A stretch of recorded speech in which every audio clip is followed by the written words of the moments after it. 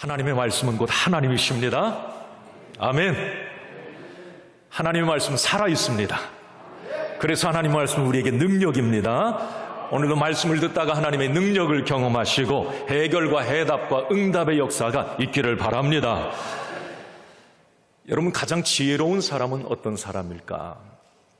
여러 가지를 얘기할 수 있지만 오늘 말씀을 이어서 말씀을 드린다면 가장 지혜로운 사람은 자신의 한계를 아는 사람입니다.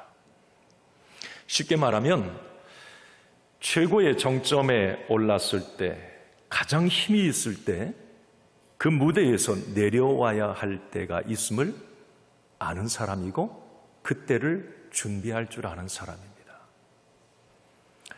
이번 주에 이제 새로운 대통령이 취임하고 또 이전 대통령이 물러나는 그런 대통령 취임식 자리를 보면서 많은 생각이 들더라고요. 한 분은 최고의 정점의 자리에 오르는 분이 있었고 한 분은 이제 그 자리에서 내려와서 무대 뒤로 사라지는 이런 교차의 모습을 보았습니다. 좀 많은 생각이 들더라고요. 우리 사람은 어떤 최고의 자리든지 어떤 힘이든지 젊음이든지 그게 영원히 지속되지가 않아요. 다 한계가 있습니다. 오를 때가 있으면 내려올 때가 있고요. 가질 때가 있으면 놓아야 될 때가 있습니다.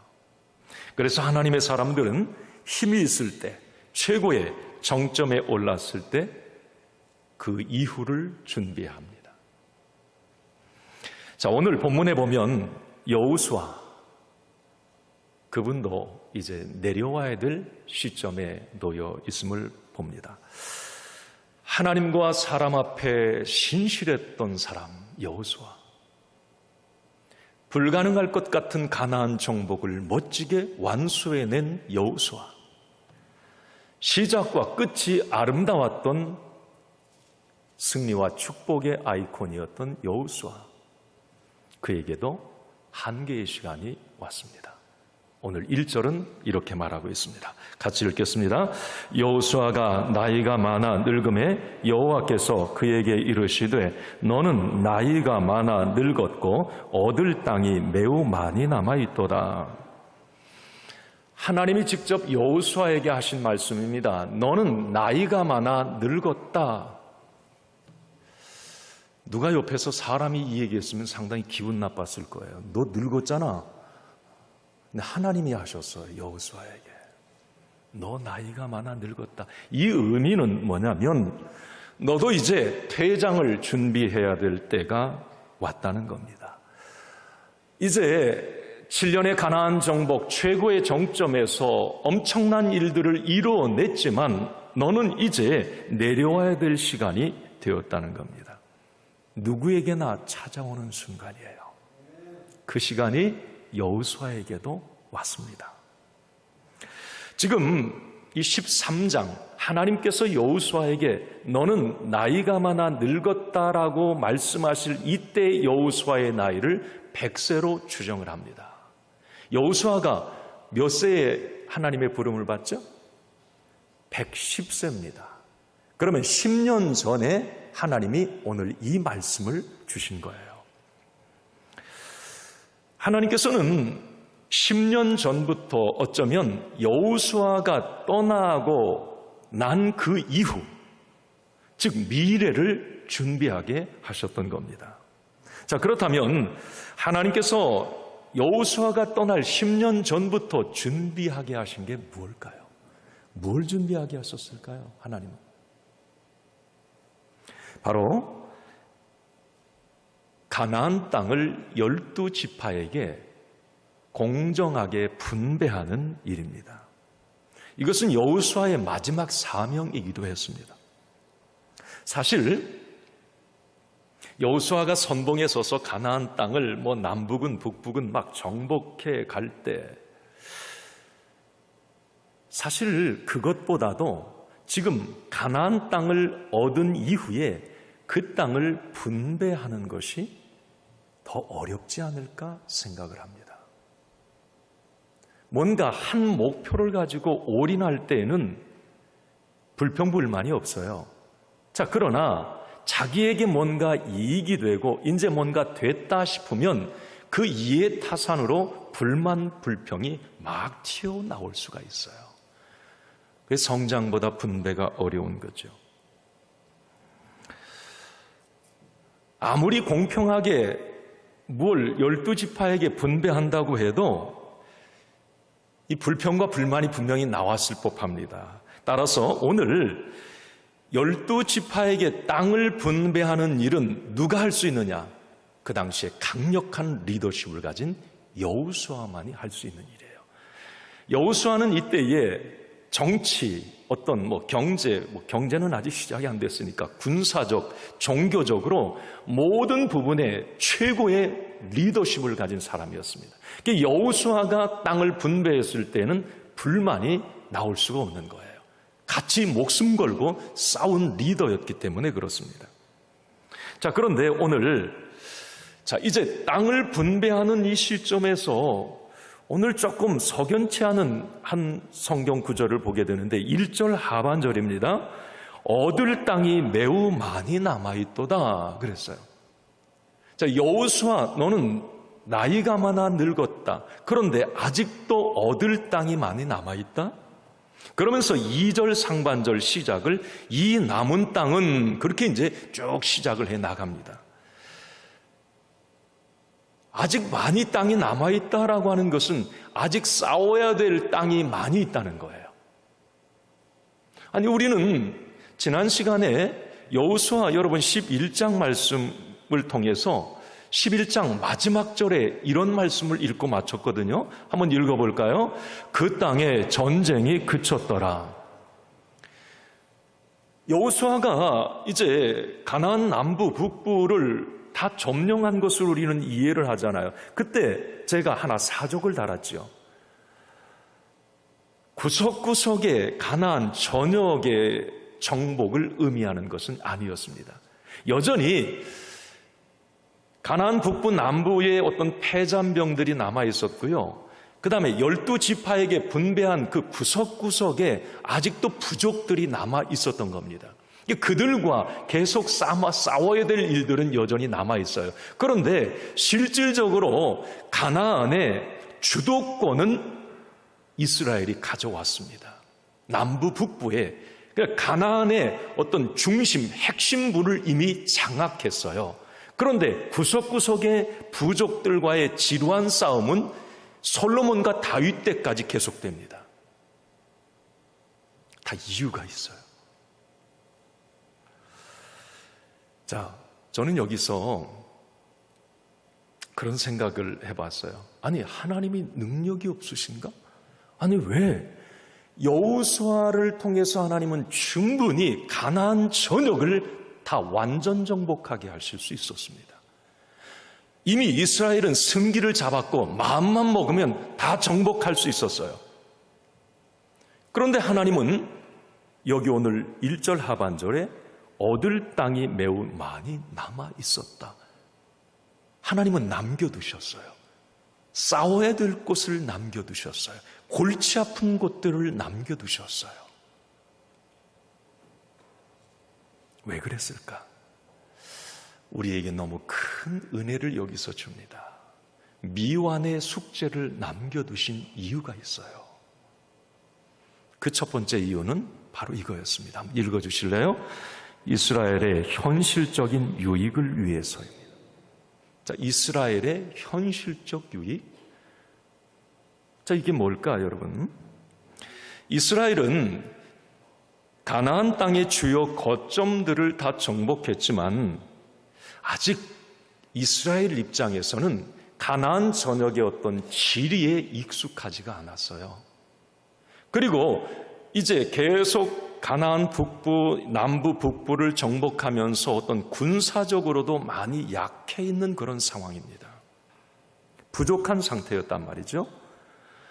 그래서 여호수아는 12지파에게 땅을 분배한 이후에 각 지파에 군대를 주둔시키지 않아요.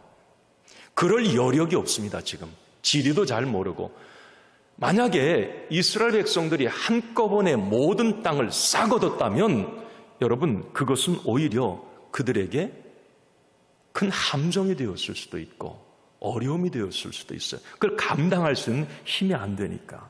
그래서 하나님은 아직 정복하지 않은 땅들을 통해서 이스라엘 백성들이 스스로의 어떤 힘과 실력을 키워서 점차적으로 그 가나안 땅을 정복해 가길 원하셨습니다. 이건 어쩌면 이스라엘 백성들을 위한 하나님의 배려였던 겁니다.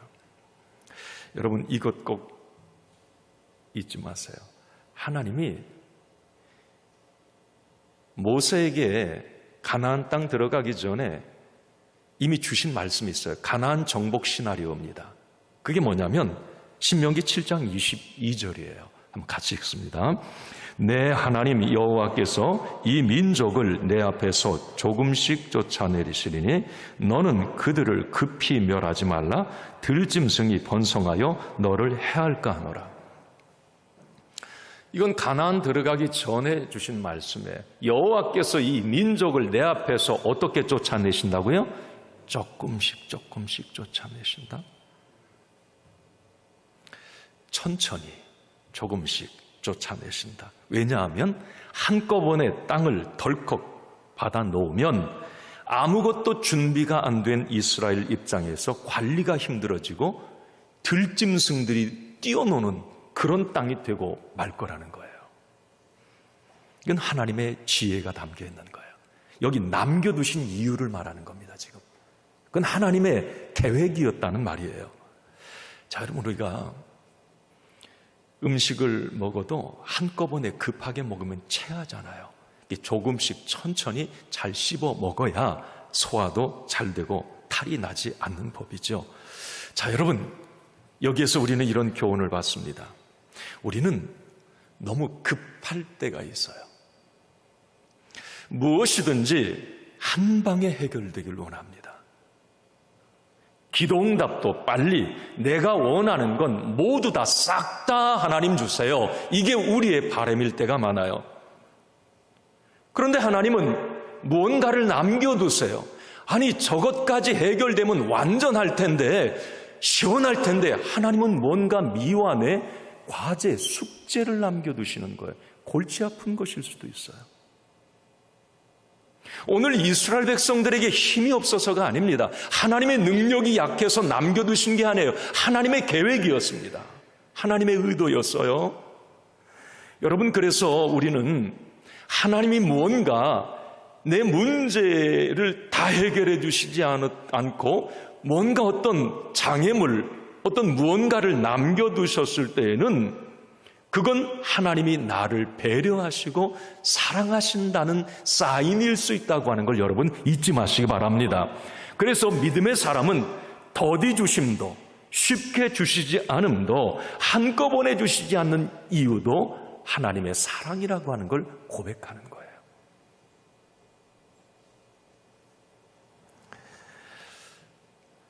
개인의 복도 마찬가지예요. 한꺼번에 무언가를 축복을 다 받으면 그게 독이 될 확률이 참 큽니다. 그래서 로또 당첨된 사람의 90%가 다 잘못되는 이유가 거기 있는 거예요. 한꺼번에 준비 그릇이 없는데 한꺼번에 부어받았어요. 싹 다 좋을 것 같지요. 오히려 그 사람을 죽이는 독이 되고 올무가 돼요.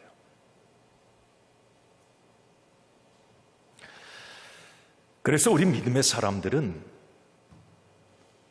하나님의 때를 기다릴 줄 아는 사람들이에요.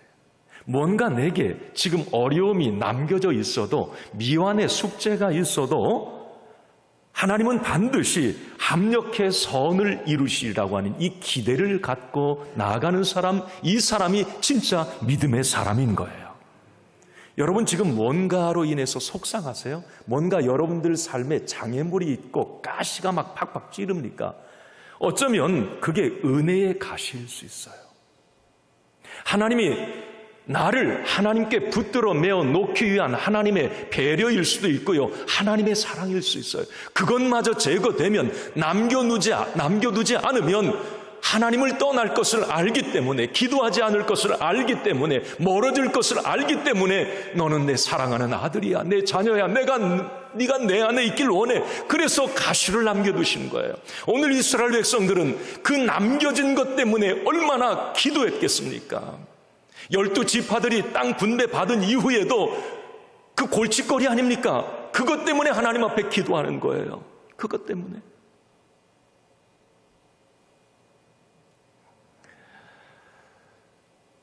여러분, 인생을 살면서 우리가 만나는 이 장애물과 적들을 무조건 그냥 원망 불평하지 말고요, 그 속에 담겨진 하나님의 계획, 나를 향한 하나님의 배려, 의도를 묵상해 보시기 바랍니다. 그냥 준 게 아니에요. 그냥 나 죽으라고 장애물, 적을, 어려움을 주시는 게 아니라는 말이에요. 하나님은 우리가 편한 것보다 영적으로 견고하게 서 있길 원하십니다. 그래서 우리에게 장애물과 적들이 필요하다는 것도 아십니다. 우리는 그런 것 같아요. 편할 때 하나님 복 주시면, 하나님 이것 다 싹 다 해결해 주시면 제가 더 하나님 사랑하고 더 기도하고 깨어 있을게요. 아닙니다. 그 반대가 돼요. 우리는 뭔가 남겨져 있을 때, 미완의 숙제가 있을 때, 어려움에 가시가 있을 때 더 깨어 있게 되고 긴장하게 되고 하나님께 한 번 더 기도하게 되는 거예요. 그러면서 우리는 영적 근육이 붙어가고 성장과 성숙이 이루어지는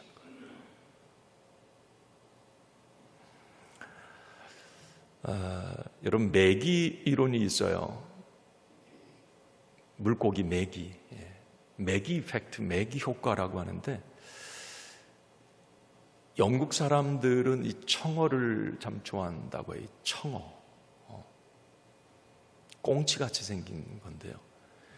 이 청어가 북해에서 잡히면 이제 그걸 배로 이제 육지까지 운반하는데 아주 긴 시간이 걸린다고 그래요. 그런데 운반하는 과정에서 이 청어가 다 죽는 거예요. 이게 성질도 급하거든요. 이게 죽어요. 그런데 어느 날부턴가 살아있는 청어를 육지에 납품하는 업자가 생겨났어요.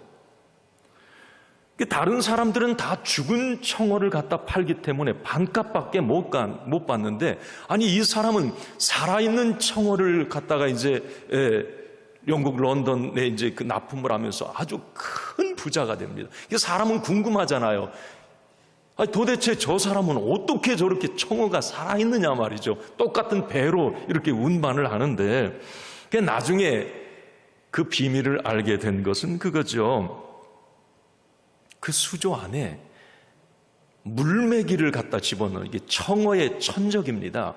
물메기를 몇 마리 그 수조 안에 넣어서 육지로 오는 거예요. 그러면 이 물메기의 이 청어들이 잡혀먹지 않기 위해서 긴장하면서 막 도망다니지 않겠습니까?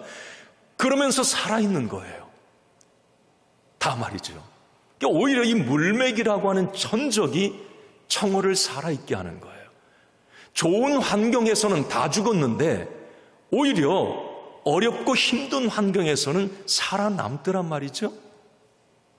자, 여러분, 똑같은 원리입니다.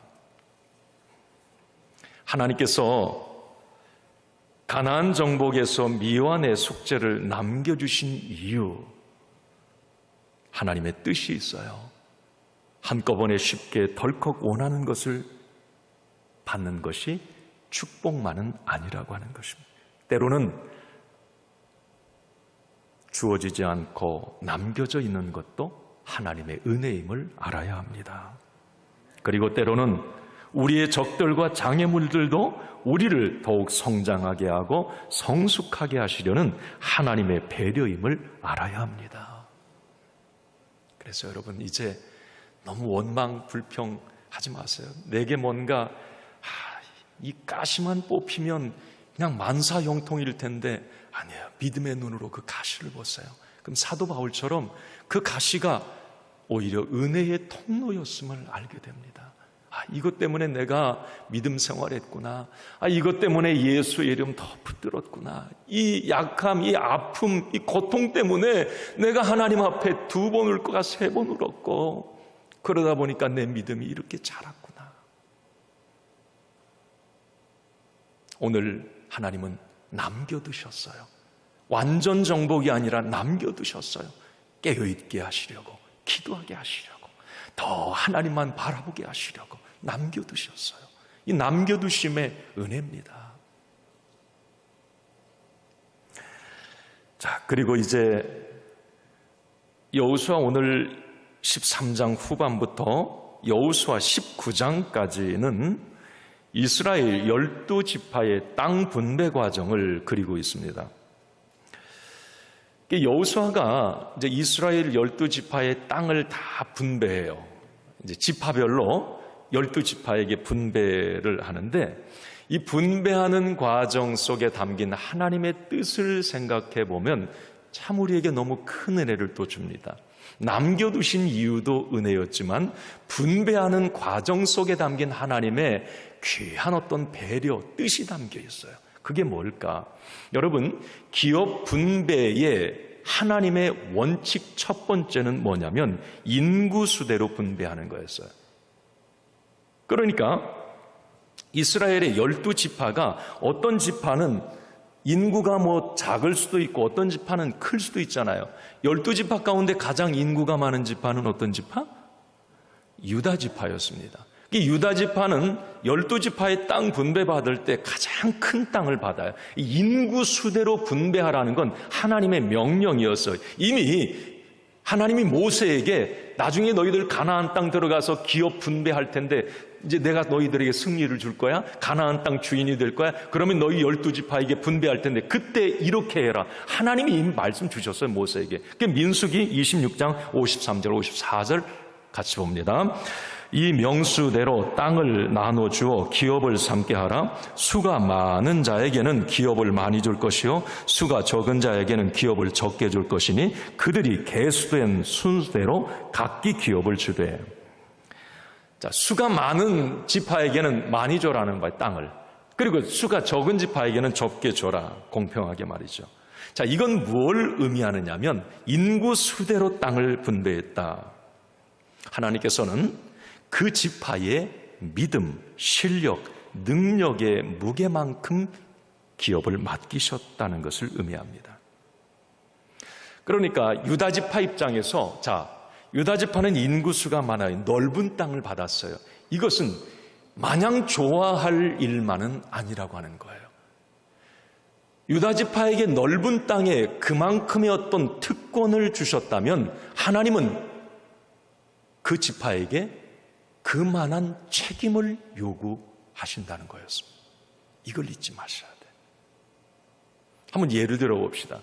유다 지파가 넓은 땅을 받았다면 그만큼 열심히 일해야 될 지역이 많아진 거예요. 그리고 그 넓은 땅을 지켜야 될 어떤 군사도 많아야 되는 겁니다. 이게 여러분 쉬운 일만은 아니거든요. 그러니까 많이 받아서 좋다. 그렇지만 그만큼의 책임이 따른다고 하는 것이에요. 나중에 이제 이스라엘의 어떤 세금 제도를 보면 그 어떤 인구의 크기에 따라서 그 세금도 많아지고 책임도 많아지는 거죠. 특권만큼 책임도 크다는 것을 말해주는 거예요. 여기에서 우리가 이런 교훈을 받습니다.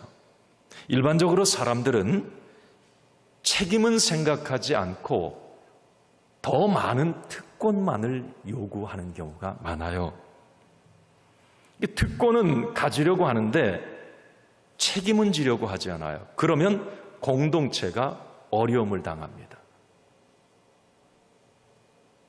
남보다 더 많은 돈, 더 많은 재능, 더 많은 건강, 직분을 받았다면 자랑할 만한 일이 아니라 그것을 넘어서 그 특권만큼이나 나에게 거시는 하나님의 기대도 책임도 크다고 하는 걸 절대 잊어서는 안 됩니다. 예수님이 이런 말씀을 해주셨어요. 누가복음 12장에 보면 같이 한번 말씀을 봅니다. 무릇 많이 받은 자에게는 많이 요구할 것이요 많이 맡은 자에게는 많이 달라 할 것이니라. 여러분, 뭔가 하나님이 나에게 다른 사람에게 없는 것을 주셨습니까? 뭔가 다른 사람보다 내가 좀 많이 가진 게 있으세요? 그럼 하나님은 많이 주신 만큼의 우리에게 거는 기대도 그만큼 크시다고 하는 거예요. 많이 받은 자에게는 많이 요구할 것이요 많이 맡은 자에게도 많이 요구한다 말씀해 주세요.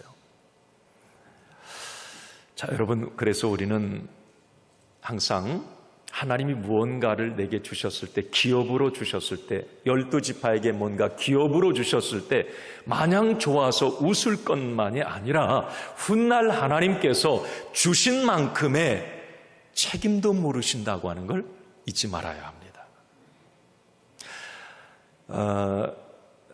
마태복음 25장의 이 달란트의 비유와 연결해서 오늘 이 말씀을 생각해 보고 싶어요. 이 달란트의 비유는 예수님이, 주인 되신 예수님이 마지막 때에 분명히 결산하신다, 이 이야기를 우리에게 주기 위함입니다. 교훈이에요. 달란트의 비유. 마태복음 25장 19절에 보면 이렇게 말씀을 합니다. 오랜 후에 그 종들의 주인이 돌아와 그들과 결산할세. 자, 오랜 후에, 자, 우리의 언젠가 하나님 앞에 불려갈 때가 있어요. 하나님 앞에 설 때, 그때에 주인이 와서 결산할 때가 있다는 거예요. 하나님께서 우리에게 기업을 맡겨주셨어요. 너 그거 잘 신실하게 경영했냐? 너 그거 하나님의 뜻대로 사용했어? 건강, 물질, 재능, 가정, 자녀, 직분과 사명, 그 부분에 대해서 주인이 돌아와 책임을 물을 때가 있다는 거예요. 결산할 때가 있다는 겁니다. 이게 성경의 한결같은 원리입니다. 오늘 이스라엘의 12지파에게 기업의 수대로 하나님께서 주셨어요. 그러면 그 책임을 물으실 때가 있다는 거죠. 저는 우리 모두의 대답이 이렇길 원해요. 마태복음 25장 20절 하반절에 보면 이런 고백이었으면 좋겠어요. 한번 읽습니다. 시작. 보소서 내가 또 5 달란트를 남겼나이다. 아멘. 한번 따라합시다. 남겼나이다. 그래요. 1 달란트 그냥 받은 사람 땅에 꽁꽁 묻어놓고 자기의 모든, 하나님이 주셨는데 활용하질 않아요. 선용하질 않습니다. 그냥 땅에 꽁꽁 묻어놔요. 악하고 게으른 종아, 그러죠. 내가 5 달란트를 또 남겼습니다. 열심히 선용했습니다. 주님이 주신 어떤 건강, 재능, 모든 이 직분, 내가 열심히 최선을 다해 살았습니다. 이 고백을 할 수 있어야 돼요. 주님의 이런 칭찬이 우리에게 모두 있길 바라는데, 마태복음 25장 23절입니다. 같이 읽겠습니다. 그 주인이 이르되 잘하였도다 착하고 충성된 종아, 내가 적은 일에 충성하였음에 내가 많은 것을 내게 맡기리니 내 주인의 즐거움에 참여할지어다 하고. 할렐루야. 잘하였도다 착하고 충성된 종아, 이 음성을 저와 여러분들이 듣기를 바랍니다. 이 땅을 살아가는 동안에 하나님이 내게 무언가를 주셨다면 그것은 사명이에요. 뭐 그거 자랑하고 그것으로 그냥 잘 먹고 잘 살고 끝, 그게 아니라 무언가 기업으로 하나님께 주셨다면, 나에게 주셨다면 그것은 책임과 사명이 있다는, 그것을 통해서 더 뭔가 하나님의 영광을 위해서, 교회를 위해서, 세상을 위해서 그게 쓰여지길 원하시는, 그게 하나님의 마음이라고 하는 거예요. 그리고 자, 하나님의 기업 분배의 원칙 마지막 2번째는 개성과 재능에 따라서 분배를 했어요. 자, 오늘 14장 2절 말씀을 한번 같이 봅니다. 오늘 본문 시작. 여호와께서 모세에게 명령하신 대로 그들의 기업을 제비 뽑아 9지파와 반지파에게 주었으니. 자, 개성과 재능에 따라서 분배했다.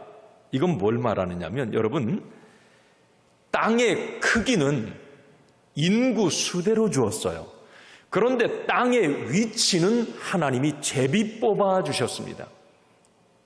이건 뭘 말합니까? 땅의 위치만은 하나님이 개입하시겠다는 의도였어요. 제비 뽑기는 하나님의 개입을 말합니다. 자, 여러분, 질문 드려볼게요. 땅의 크기가 중요합니까? 땅의 위치가 중요합니까? 네? 위치가 중요해요. 그죠? 강남에 땅 100평 가지고 있으면 강원도 10,000평 안 바꿔요. 위치가 중요한 거예요. 그죠? 땅의 위치. 그래서 12지파가 나는 이 좋은 땅 이곳 갖고 싶은데 나는 이쪽으로 가고 막 엄청나게 싸울 것 아닙니까? 자기 노른자 막 좋은 땅 차지하기 위해서. 그래서 하나님이 제비뽑기를 하시는 거예요. 불평과 불만의 원인이 될 수 있기 때문에 그렇습니다. 불만을 잠재우기 위한 하나님의 의도였어요. 자, 그런데 이스라엘 백성들이 아마 처음에는 하나님이 나 왜 여기 주셔? 왜 하나님이 나에게 이것 주셨어? 좀 짜증내고 불평했을 수도 있겠어요. 그런데 나중에 땅을 분배받고 나서 이스라엘 백성들은 다 박수를 치면서 하나님의 기가 막힌 섬세함, 정확하심에 다 놀래 나자빠질 정도였어요. 아니, 제비뽑기를 했는데 여호수아가 너 이 땅으로 가고 이 땅으로 가고, 아니에요. 하나님께서 제비뽑기에서 간 건데 그 땅이 정확하게 하나님이 예비하신 땅이었던 것을 그들은 나중에 알게 됩니다. 자, 예를 들어보면 이스라엘의 한번 지도를 보여주세요. 자, 여러분, 이 오른쪽이 이제 이스라엘의 이 지도예요. 위에 요단강 파란데 가운데 있고, 이제 밑에 사해가 이렇게 있죠. 자, 그런데 이쪽 이제, 여기서 보면 어딘가? 이 왼쪽, 여러분, 왼쪽을 보면 이제 그 지파별로 저 이스라엘 지도를 이렇게 나눠 놓은 거예요. 자, 그런데 12지파가 이제 여호수아가 가나안 땅 이제 분배해서 하나님의 제비뽑기를 통해 위치를 나눴는데, 저 위치가 저렇게 됩니다. 자, 위쪽이 북쪽이고 우리나라 지도처럼 아래쪽이 남쪽이에요. 자, 그런데 위쪽에 보면 우리가 눈여겨봐야 될 지파가 있어요. 자, 그 다음에 아셀, 납달리, 이사갈 지파예요. 자, 저기 이제 빨간 그 처지죠. 자, 아셀, 납달리, 이사갈. 저 지파는 자, 위쪽을 이 땅을 제비뽑기를 통해서 분배를 받았는데, 여러분, 저 북쪽에는 어떤 지역이 있느냐면 곡창지대가 있어요. 성지순례 하면 헐몬산에서 막 물이 폭포수 같이 내려오는데 다 입이 쩍쩍 벌어지죠. 아니, 사막지대에 무슨 산에서 저렇게 물이 막 엄청난 양이 내려오는 거예요. 와, 그런데 그 헐몬산 바로 밑에 지역이 아셀, 납달리, 이사갈이 분배받은 그 땅이거든요. 그런데 여러분, 이 아셀 지파, 납달리, 이사갈 지파는 대대로 온순하고 착하고 성실한 지파였어요. 농사의 기질이 아주 다분한 지파였습니다. 하나님은 정확하게 제비뽑기를 통해서 그걸 아셨어요. 만약에 저 세 지파가 어디 밑에 쪽에 블레셋 옆에 와 있었다면 큰일 났어요. 다 죽었어요. 근데 하나님은 그 농사를 아주 잘 기질이 온순하고 그 어떤 재능에 따라서, 성향에 따라서 그 지파를 분배해 주셨던 것. 저 가운데 여러분, 이 스불론 지파가 있어요. 자, 아셀, 납달리, 이사갈 그 가운데 스불론 지파가 있죠. 이 스불론 지파는 이 장사의 기질이 아주 뛰어난 지파입니다. 그래서 나중에 지중해 쪽의 해상 무역을 통해서 이 스불론 지파를 통해 염색업이나 유리공업이 아주 발달하고요. 엄청난 비즈니스를 했던 지파가 스불론 지파예요. 저기에 딱 갖다 놨어요, 하나님이. 보세요. 아셀과 납달리, 이사갈에서 농사지었던 것을 저 가운데에 있던 스불론 지파가 다 이렇게 이제 수거를 해서 그걸 가지고 장사를 했던 지파가 저 스불론 지파예요. 이게 하나님은 어떻게 그렇게 오묘하냐는 말이에요. 나보다 나를 더 잘하시는 하나님이라고 하는 게 저기서 깨달아지는 거예요. 자, 그리고 그 밑에 쪽으로 한번 내려와 봅시다. 자, 저기 한 지파 한번 보여주세요. 단지파 좀 한번 보여주세요. 이게 단지파예요. 자, 단지파는 바로 블레셋 옆에 와 있죠. 이 블레셋은 여러분 사울 솔로몬 이후에 다윗 왕 때까지 계속 이스라엘을 괴롭혔던 이 사람들이 블레셋 사람들이에요. 그런데 블레셋 바로 그 철책선에 어떤 지파가 배치되어 있냐면 단지파예요. 여호수아가 갖다 놓은 거 아니에요. 하나님이 제비뽑기를 통해서 갖다 정확하게 거기다 세워놓은 겁니다. 여러분 단지파에서 삼손 나오죠. 이 단지파는 대대로 이 군사적 기질이 강한 지파란 말이죠. 싸움에 능통하고 담대하고 용맹스럽고. 그런데 하나님은 단지파를 저 블레셋 저기다 딱 갖다 놓으셨어요. 이스라엘을 보호하시는 거예요. 와, 이 지파 분배를 가만히 생각하면 이 하나님의 어떤 기가 막힌 섭리, 어떻게 그렇게 각 지파의 특성과 개성에 맞게 이렇게 분배를 했는지. 자, 여기서 우리는 이런 교훈을 얻습니다.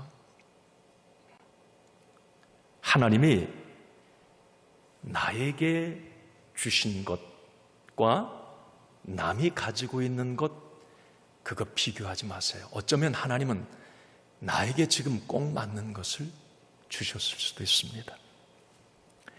기업의 크기 가지고, 와, 저 사람은 저렇게 막 큰 것, 저렇게 좋은 것, 아, 저 집은 왜 그래? 막 없는 이게 있네.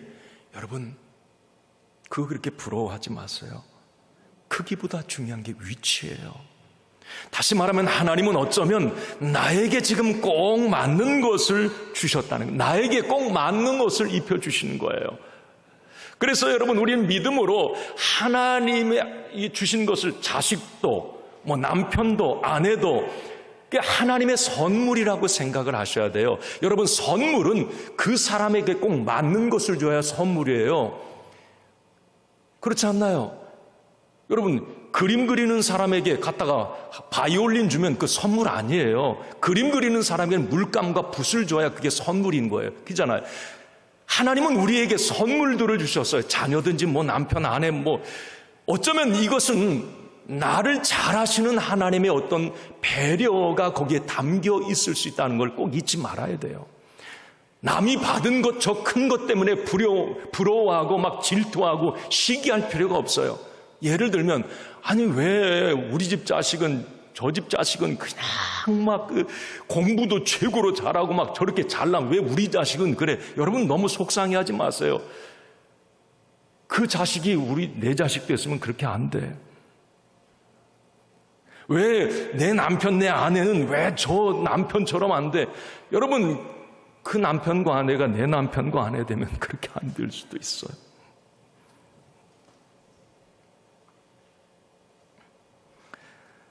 왜 우리 교회는 저기 옆에 다른 교회, 안양 이 교회들처럼 왜 그거 안 합니까? 새가족들이 가끔 그런 얘기를 해요. 이전 교회와 자꾸 이제 비교를 해요. 왜 우리 교회는 내가 전에 섬기던 교회는 이거 했는데 이게 있었는데 왜 없어요? 왜 이게 안 달라요? 그래, 다르죠. 사명이 달라요, 여러분. 하나님께서 각자 그 교회에 주신 옷이 있고 사명이 있고 비전이 있어요. 핵심 가치가 있는 거예요. 하나님이 주신 옷이 있다는 말이죠. 그래서 여러분, 내가 지금 주일교회의 지체가 되었다면, 하나님이 그렇게 나를 이 교회에 딱 갖다 앉혀놨다면, 지금 당신에게는 주일교회가 가장 잘 맞는 거예요. 그래서 하나님은 나보다 나를 잘 아셔서 여기다 갖다 놓으신 거야. 불평하고 원망하지 말라는 거, 비교하지 말라는 거예요. 남의 어떤 큰 것에 그 위치, 남의 것 질투하지 말라는 겁니다. 하나님은 나를 잘 아시기 때문에 어쩌면 내게 꼭 맞는 그 환경과 여건들을 주셨을 수 있다는 겁니다. 감사할 줄 알아야 돼요. 이것도 잊지 마세요. 진정한 행복은 그래서 멀리 있는 것이 아니라 가까이에 있고요, 크기에 있는 것이 아니라 지금 나에게 주어진 아주 작은 것에 있다는 것 잊지 마시기 바랍니다. 이것이 바로 제비뽑기를 통해서 깨닫게 되는 하나님의 은혜예요. 정확하시다 하나님. 오늘 승리를 위한 하나님의 처방전, 처방 내립니다. 스크린 보여주세요. 읽겠습니다. 첫 번째 읽어봅니다. 시작. 조급해하지 말고 하나님의 때를 기대하라. 다시 한번 읽어주세요. 시작. 조급해하지 말고 하나님의 때를 기다리라. 그래요. 천천히 조금씩 주시는 이유가 분명히 있습니다. 두 번째 읽어봅니다. 시작. 장애물과 적은 나에게 은혜의 가시일 수 있다. 여러분 믿습니까? 고난이 유익이 되게 하시는 하나님을 끝까지 바라보세요. 장애물과 적 보지 말고. 자, 세 번째 시작. 특권과 책임은 비례한다. 그래요. 나에게 지금 무언가를 주셨다면 그 주신 것에 대한 하나님의 기대도 크다고 하는 것도 여러분 놓치지 마셔야 됩니다. 네 번째 읽습니다. 하나님은 내게 가장 잘 맞는 옷을 선물로 주신다. 그래요. 내게 맞지 않는 것 아무리 좋아도 그건 불행의 도구일 수밖에 없습니다.